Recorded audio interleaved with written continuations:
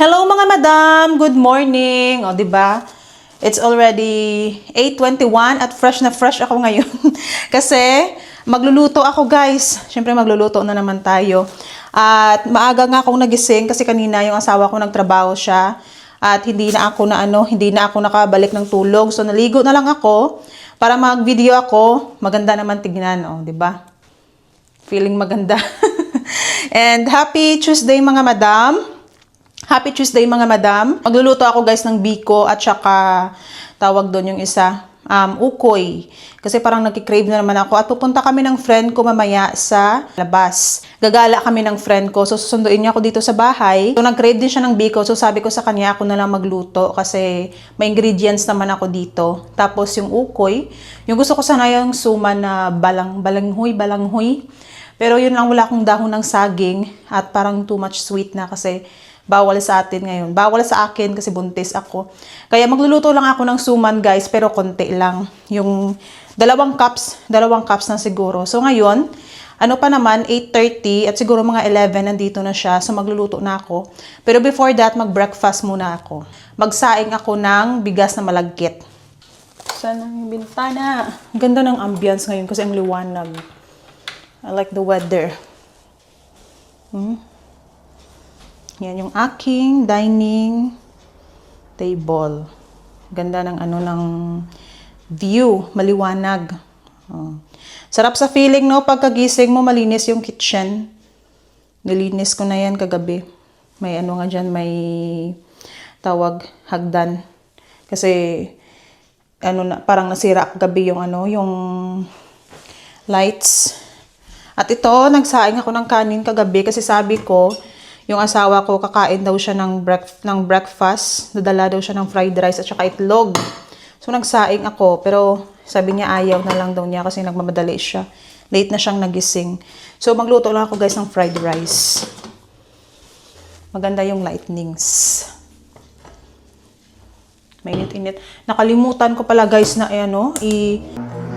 nakalimutan ko talaga kagabi na kukunin, i-unplug yung rice cooker. Mabuti na lang hindi nasunog. Sabi ng asawa ko, okay lang yan. Hindi naman yan delikado dito ay sa Pilipinas. Kasi minsan pag ganyan, as in delikado. Pero mas gusto ko pa rin na kukunin ko kasi baka masunog. At least iwas na. Ano yung ulam, yung mga madam sa akin? Palagi lang itlog. Itlog pag breakfast kasi mas healthy yung itlog. Itlog lang muna. Ano ba yung gagawin ko? Ay, transfer ko pala to.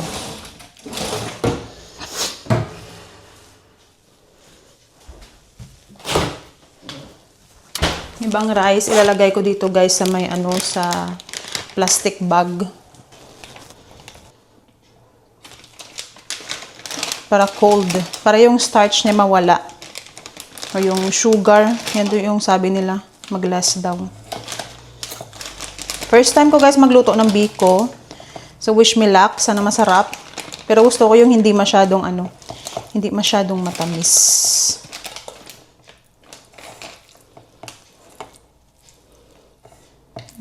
Basa man to.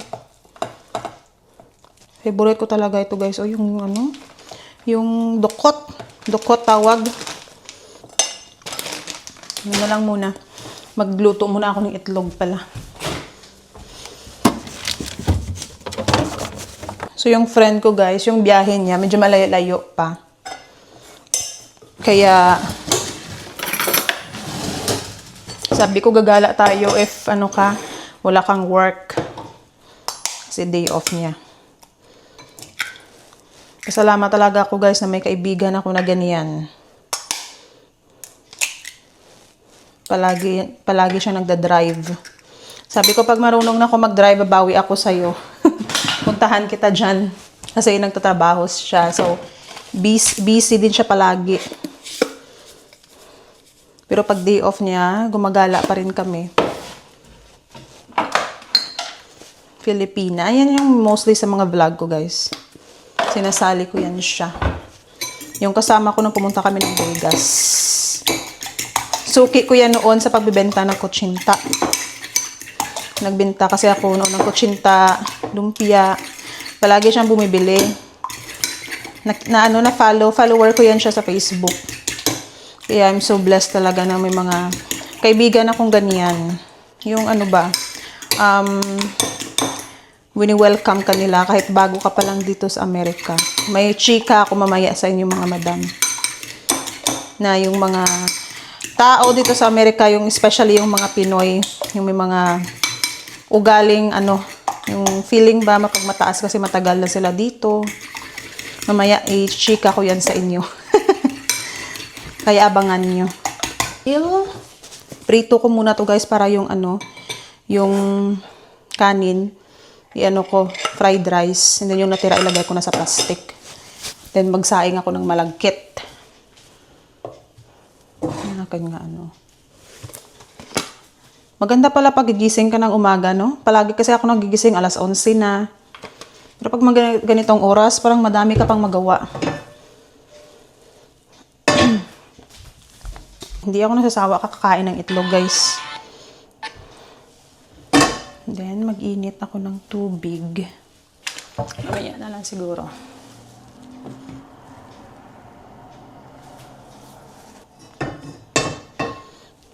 Ayan, mainit na.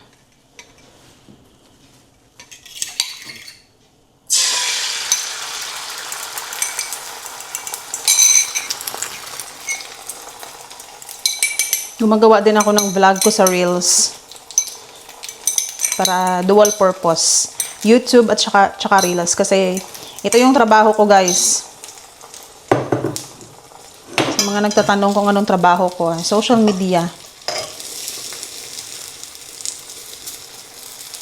Ngayon, dapat kahapon pa ako mag-vlog about nito. Magluto ako. Kaso lang, tumawag yung mother-in-law ko. So, nagkatawagan kami mga 2 hours, kaya hindi na ako muna nag-vlog.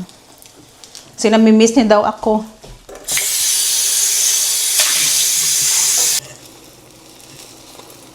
Ay, ang sarap ng itlog. Noon sa Pilipinas, naalala ko yung 3 piraso ng itlog. 3 na kaming kakain nun. Or minsan nga, 5 na kami. Si mama, si papa, yung kapatid ko. Nung mga bata pa kami. Siyempre, mahirap din yung buhay, tipid-tipid. Pero ngayon, thank God kasi 2 itlog, 3 itlog, ako na lang yung kumakain. Parang hindi mo na tinitipid yung sarili mo. Masarap din kasi guys pag madaming itlog, no? Mahal din kasi yung itlog. Dito nga mahal din yung itlog, namamahalan. Pero yung mga ganitong mga ganitong luto ng itlog na pangdamihan, dito ko lang natutunan yan sa Amerika. Kasi dito, yung mga tao, no? Grabe sila kung makakain ng itlog, guys. Parang isang tao, 5 itlog, ubos na yung asawa ko, siya lang yan kakain lahat. Basa yung rice ko dito sa ilalim. Bakit? Fried rice ko na lang to lahat. Baka yung friend ko kakain siya.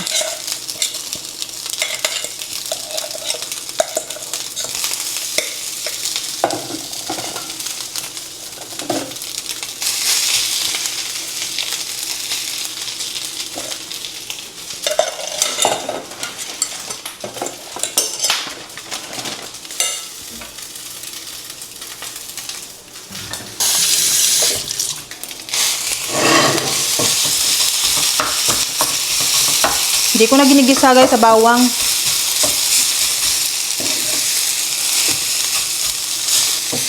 Nag-init na rin ako ng tubig. Habang nagigisa. Ay,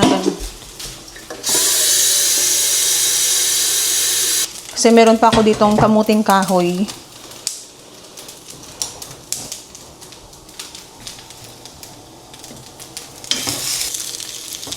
Kunting pepper. Asin.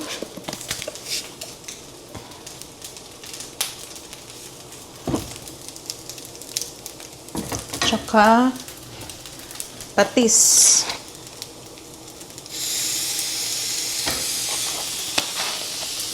Konting patis lang. And of course, onion powder para malasa. At wala na akong garlic powder. Wala na, ubos na.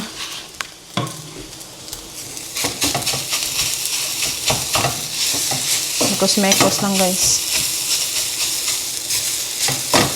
Ewan ko ano ba tong fried rice ko, basa. Basa talaga yung kanin, parang naging malagkit. Bala na, luto na to. Ay, naging malagkit na guys.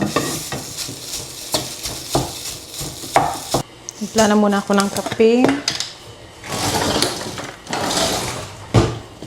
Pampagising. 1 teaspoon. Then, lagyan ko ng ng Bear Brand na milk.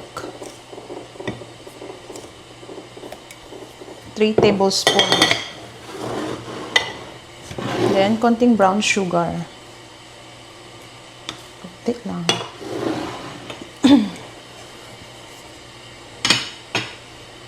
Please, luto na yung aking guys, breakfast.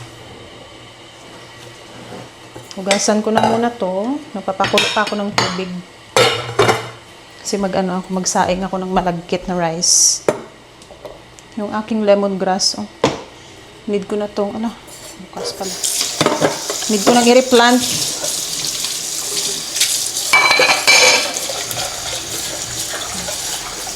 Nangungulekta sila ngayon ng basura. Mabuti na lang na ilabas ng asawa ko before siya mag-work. Trash.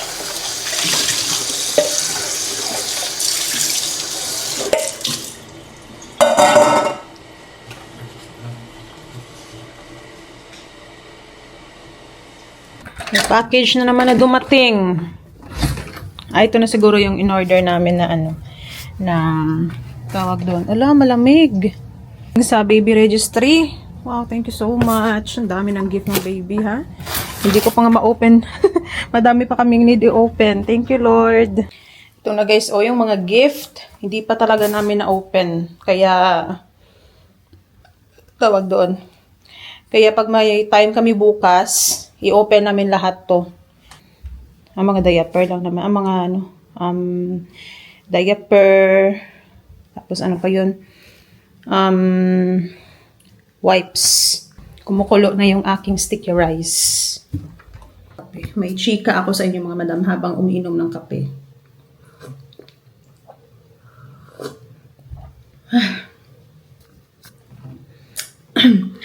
Alam kong yung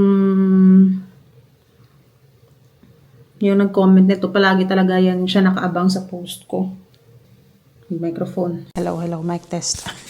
Mag-microphone tayo. Hindi ko lang sabihin yung pangalan niya, pero palagi yan siya naka-comment. Kaya, kung nanonood ka man, hi, hello. Palagi talaga to siya nagko-comment. So, sabi ko, gawan ko na lang to ng content. Or, at least may idea din yung mga ibang Filipino sa mga ganitong mindset. Alam naman natin yan, especially pag nasa social media ka, yung life mo, open, at mostly yung rason ng mga tao na ginusto mo yan na mag-social media ka, kaya saluhin mo yung mga sinasabi nila. Pero kung hindi naman totoo guys, wala naman yan sa akin. Pero dahil content creator tayo, need natin ng content, need natin ng topic, so pansinin natin. Every time na may post kami, masasabi talaga kahit gumawa ka ng tama or mali. Pero pag gumawa ako ng tama, minsan parang hindi naman siya nag-comment. Pero especially pag may mali kang nagawa, ayan talaga, mag-comment talaga yan. Present. And ito yung comment niya. Kasi, palagi ito siya nag-comment kahit sa mga live ko. Pero may picture ako sa Facebook na kinumenta niya. Sa Facebook, andun din siya. So, din siya, Filipina din siya. And may asawa din siya na foreigner. Same din. Pero siya, kita ko sa, na-stalk ko siya. Nakita ko sa kanyang profile, 43 years old na siya. And siguro magkaedad na sila ng asawa niya. And then, sa comment ko may dress ako na parang yung parang summer dress na hindi siya fit. So sabi niya mag-dress daw ako ng proper kasi long dress yon. So buntis ako, so dapat daw mag-maternity dress ako. So sa akin na naman, okay na naman kahit ano yung isuot ko kasi buntis ako at dapat daw magsuot ako ng mga leggings. So, mga leggings, guys, hindi ako komportable talaga sa leggings. Mas gusto ko yung dress. So, sabi niya, dapat maternity yung isusuot ko. I mean, lahat na lang ba yung ginagawa mo, pinapakialaman? So, sabi ko sa kanya, mind your own business. So, yun siguro, na-trigger din siya. Sabi ko, I can wear what I want, mind your own business. Kasi sabi niya, pinagtatawanan daw ako ng mga tao. Every time na, tawag doon, pinagtatawanan daw ako ng tao sa suot ko. Sabi ko, sino naman tumatawa? Kasi okay naman yung suot ko. Dress naman yun na pink at pang kahit parang summer dress yun. At hindi naman talaga mainit. I mean, meron akong sweater, or parang sweater yun na brown. Pero hindi talaga mainit kasi ako, guys, yung asawa ko minsan nalalamigan siya. Ay, hindi naman yung malamig. Nalalamigan siya, pero ako hindi ako sanay mag-jacket. Ewan ko ba, mas gusto ko yung mas gusto ko yung naka-sleeveless ako. Basta hindi ako komportable palagi. Ito pala yung suot ko. Pakita ko sa inyo sa picture. Ito yung picture ko na kinumentan niya. I mean, madami naman siyang picture. Every time na mag-post ako, nagre-react siya ng laugh sa mga picture ko, or especially sa face ko. Pero, I mean, patawarin mo ako, Lord. Pero minsan yung mga nagko-comment ng ganyan, no? Akala mo naman kung sino yung Miss Universe, yung beauty nila, sino yung napakaganda. Pero pag makita mo pala yung itsura, ay naku, ayaw ko na lang mag-judge. Ayaw ko na lang mag-judge, guys. Baka magkasala pa tayo. Pero na-post ko yun sa Facebook, na parang nagalit. Pinakialaman ko yung kilay niya na parang tato. Ito yung suot ko, ayan. I mean, komportable naman yan kasi dress yun, and then I like this dress. So ito na nga, ito yung comment niya. Na kami, parang nag-comment na kami sa Facebook. You know, at least I'm smarter than you. You've been watching your vlogs. You don't know what you're doing. You complain a lot that if you make money into your social media, then why you're using husband money? You don't drive. You make your husband drive. You need to learn, especially you're having a baby. Have to remember your husband is the one working, you're not. He's paying the bills, you're not. You're always rely on him. You need something. You need some learning. Ayun, sabi niya sa akin. Daw siya, mas smart daw siya sa akin. Okay, sabi ko, ibigay ang corona sa iyo kasi ikaw na pala yung alam lahat. Ang masasabi ko lang dito, guys, na sa opinion ko lang, hindi ibig sabihin na nag-work ka, dapat yung ibang Pinay na nakapunta dito mag-work din. Kasi iba-iba naman tayo ng iba-iba naman tayo ng desisyon. Yung asawa ko gusto niya nandito lang ako sa bahay. Kasi kaya niya naman i-provide yung needs ko, at ako, at the same time, dito ako sa social media, kumikita naman ako ng pera. So, bakit pa ako magtatrabaho at syempre buntis ako ngayon? I mean, tama naman ang sabi niya na mag-learn ako ng drive. Pero ngayon, hindi pa talaga ako ready. Pero hindi naman yan talaga problema kasi yung asawa ko, pag may appointment ako, sinischedule niya namin after work niya. Every time may appointment ako. Tapos malapit lang naman. Tapos yung insurance ko next time, is-switch niya na dito sa town namin. So, yung hospital, pag pupunta ako, especially pag may baby kami, 5 minutes away na lang, 3 to 5 minutes. As in, malapit na talaga sa bahay namin. Kaya, hindi ko yan talaga ngayon pinoproblema. So, hindi pa ako makapag-drive, guys, kasi natakot talaga ako. Kahit sa Pilipinas, takot akong mag-drive. Kaya, pero need ko talaga yung matutunan. Pero it takes time naman, hindi ibig sabihin na kung ikaw marunong ka mag-drive, dapat ako agad-agad marunong din dapat mag-drive. So, need nating i-remember na hindi, kung yung timeline mo ganyan, hindi yan same din sa ibang tao. And natural, yung asawa ko, he makes money too. And dapat lang na magtulungan kami. Itong mga ibang tao, mga ganito, parang feeling ko, parang talaga sila sa'yo, yung lahat na lang ba ng ginagawa ko, ini-issue nila. Pero yun yung gusto din natin ng mga vlogger kasi syempre para madami tayong engagement pa yan, guys. Kaya normal lang yan. Pero bakit yung mga tao, sabi nila ayaw ka nilang panoorin, ayaw ka nila. Pero panay comment pa rin sila sa'yo. No? Pero salamat. Kasi that's what you called na parang ka ba, obsessed ka ba sa isang tao. Ayaw mo nga, pero bakit palagi ka pang nag-check sa mga post niya? O, diba? Hindi mo na pina-follow. Siguro, for sure, hindi siya na-follow o subscribe. Pero, palagi nakikita yung post ko. So, minsan it means, sinisearch niya talaga yung profile ko para makita niya ako, no? She said, you're not working. So, you're not working kasi nga yung asawa ko ayaw niya akong pagtrabahuin. Bakit may mga ganitong tao, guys, no? Na pinaproblema talaga nila yung buhay ng ibang tao. I mean, hindi naman ako nanghihingi sa inyo. Hindi naman ako nanghihingi sa kanya. Kung need ko ng driver, hindi ko naman siya tinatawagan para ipag-drive ako. Hindi nga nagpo-problema yung asawa ko o yung friend ko. As long as offer naman, kung friend ko naman, as long as offer niya yon, okay. Pero hindi ako namimilit na, uy, pag-drive mo ako ha, ganito, ganyan. Ay, naku. Okay lang siguro pag may pasahod ako sa friend ko. Pero hanggang dito lang ako sa bahay, okay lang naman ako sa bahay kasi madami naman akong magagawa dito. At mostly yung content ko is daily vlog. So kung anong ginagawa ko sa bahay, yan lang yung content ko para hindi ako maboard dito. Siyempre, lahat tayo need natin mag-learn. Lahat tayo guys, natututunan. Ako, 23 years old pa lang ako. So, ikumpara mo ako sa'yo na 43 ka na. Kasi ako, kakastart pa lang ako ng life ko dito. And 23 years old ako. Madami pa talaga akong matutunan, pero it doesn't mean na i-criticize mo yung isang tao. I mean, some people, alam mo talaga yung tao na mag-advise. Pero iba din yung dating ng tao na mag-advise, tapos parang maipagyabang lang yung kanilang sarili. Yung mga, namatay na yung mic ko. Yan yung mga ugali guys na dapat nating iwasan. Yun bang iko-correct ka, pero iko-compare nila yung sarili nila sa'yo na mas mataas sila sa'yo. So, ano naman yan, hindi na yan maganda. And then, ito pa yung comment. Kasi madami siyang comment, pero ito lang yung, niya. Sabi niya, at least I work, I make more money than you. Though I don't rely on my husband for money or benefits. I help pay bills around the house to help him. I drive, I cook American food, also Filipino. So go ahead and judge me. When you came to this US, you have a lot to learn in coming here. That's true. I have a lot of things to learn. Kasi kakadating ko lang dito. But it doesn't mean na mamaliit ka ng kapwa mo Pilipino. I mean, sa mga American guys, hindi ko yan masyadong naririnig.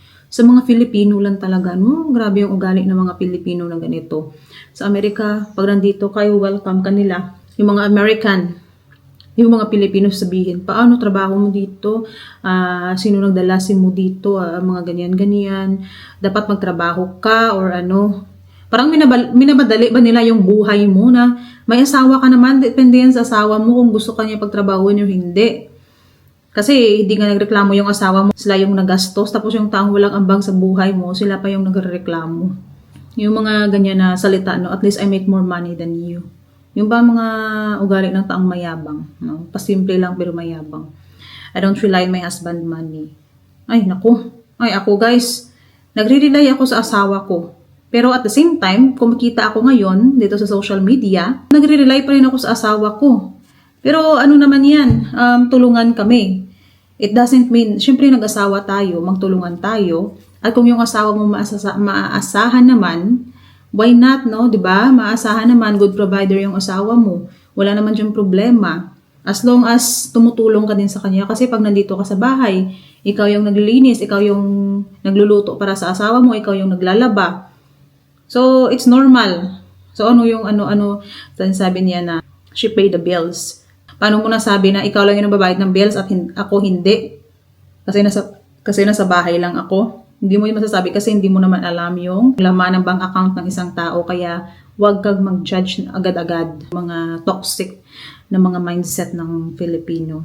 And then, ito din, kinomentan. Kasi sabi ko, parang nakikita ko yung mukha, sinestok ng mukha. Ya Allah. Ay, nako, patawarin mo ako, Lord. Akala ko ba naman parang napakaganda niya makapagsalita sa akin palagi na yung picture ko palagi niyang tinatawanan. Pero pag, ay nako guys, pag makita niya siguro yung itsura nito, ewan ko na lang. Parang ganito ka na lang, ma-shut up ka na lang. Ayun, sabi pa niya sa akin, look who's talking, I like my eyebrow. Kasi sabi ko, ipatubuin mo na yung kilay mo. And then, I can get microblading. Ay, kaya niya daw magpa-microblading, guys. If I want, but look how face is you have pimples or all over. Wala na siyang masabi. Siguro yung pimples ko na yung pinagka-disketahan niya. Pero ako, guys, hindi na ako dyan affected sa mga pimples na yan kasi sanay na ako. Since high school ako, yan palagi sinasabi sa akin. So, bakit pa ako masasaktan? And then yung pimples, guys, normal lang naman yan. Aanhin mo naman yung, aanhin mo naman yung makinis na muka. Kung yung pananalita mo sa kapwa mo tao, hindi rin maganda, no? Yung totoong beauty, makikita yan sa loob, hindi yan sa panlabas. Yan yung mas importante sa lahat. Hindi yung, hindi yung panlabas, kundi kung ano yung lumalabas sa bibig mo, kung mabuti, so yun, syempre yung outward mo, maging maganda rin. Pero pag pangit, kahit maganda ka pa, yung paningin ng tao sa'yo, hindi pa rin maganda. Kahit napakaganda ka pa, pero yung lumalabas sa bibig mo, pangit, ay nako. Pero pag hindi ka na maganda, tapos yung lumalabas sa bibig mo, hindi rin maganda, ay, ewan ko na lang. Basta yung mga comment na, you need to learn something, you just new here. Yan yung mostly yung mga linyahan nila, guys. Okay ako sa mga friend ko na magsasabi niyan sa akin, as long as the way they approach ba, they care for you. Kasi masisense ko naman yung mga taong na nasasabi ng ganyan, para lang maliitin ka, no? Para i-underestimate ka kasi bago ka pa lang dito. So, yun na mga madam, no? Ang dami nating chika. Magluluto na ako mamaya ng biko. Sarap ng kape. I hope and I pray na sana yung mga ganitong tao, no? They will learn na pag wala kayong magandang sasabihin, itikom nyo na lang yung mga bibig nyo.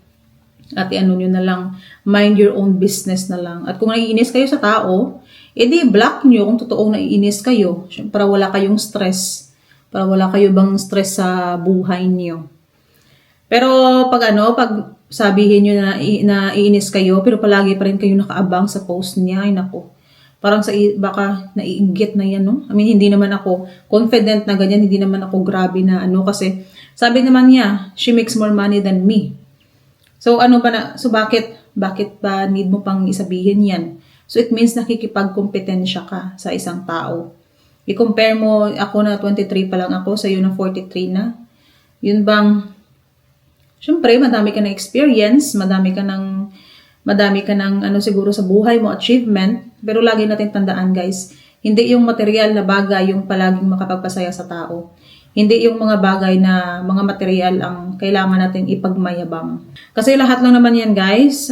Mawawala din yan pag mamatay tayo, hindi yan natin madadala.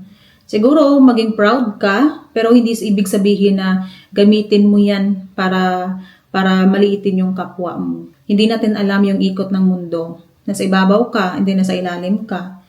Kaya yung buhay natin ay weather lang, sabi nga ni Kuya Kim, or cycle lang. Kaya dapat maging humble tayo at kung we need to be kind to each other. Nag-English na ako. Kasi yung kind, guys, ang pagiging kind, libre lang naman yan, wala yung bayad. Kaya ibigay mo na lang kung gusto mo. Pero meron talagang taong mahirap sa kanila yung ganyan, no? Grabe yung chikahan ko. 18 minutes na to, oh. Magluto na nga ako, guys, ng biko. Pupunta muna ako sa labas kasi tatanim ko na tong pinatubo ko na lemongrass. Ay, yung isa wala pang Yung may lang muna. Yung may ugat na. Para hindi na ako bumili. Ito mo, ayan, may ugat na. So, yung may ugat lang itatanim ko muna. Meron ako ditong soil. Sana matubo, no? Ewan ko, hindi talaga ako natutubuan ng mga tanim-tanim. Siguro ito lang yung yung tumubo. Yung malunggay, parang hindi rin tumubo.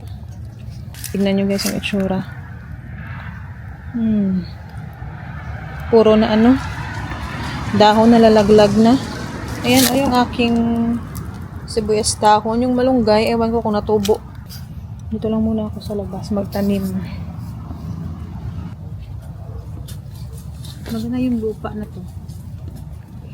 Yung old owner pa to yung may-ari, guys. Iniwan niya. Iniwan niya na lang nung binili namin to.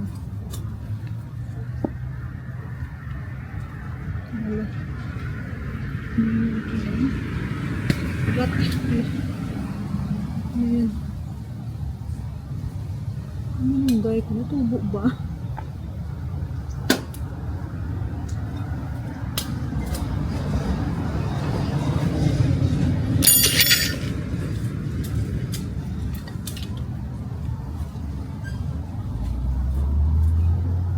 ko muna yung itanim ko. Ayan o, madami, may ugat na siya.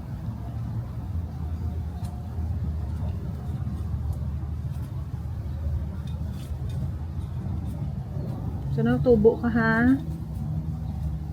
Para meron naman ako ditong ano, lemongrass.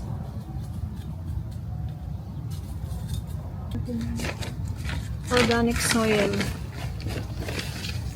Tinanim ko last time guys, ay ni isa talaga, lahat na natubo naman pero namatay. Sana next summer tumubo na sila. Dahil itong isa tanim ko din.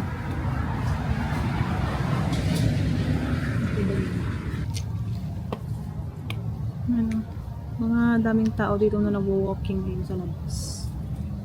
Kaya feeling ko safe naman ako. Kasi may nang mag-walking.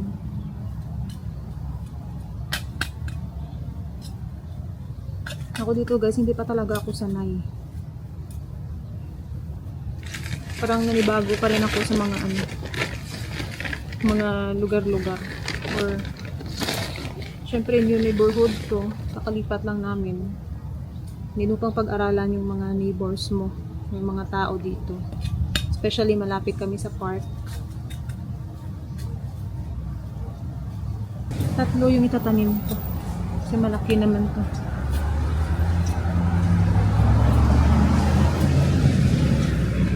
At least meron ako guys, ano, lemongrass at sibuyas dahon.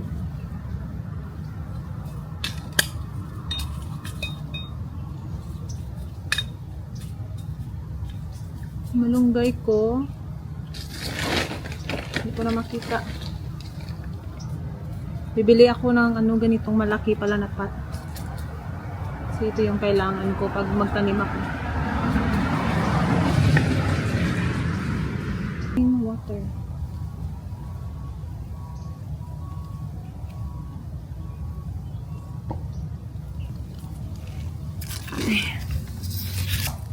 Sakit yung tiyan ko. Ayan guys, oh.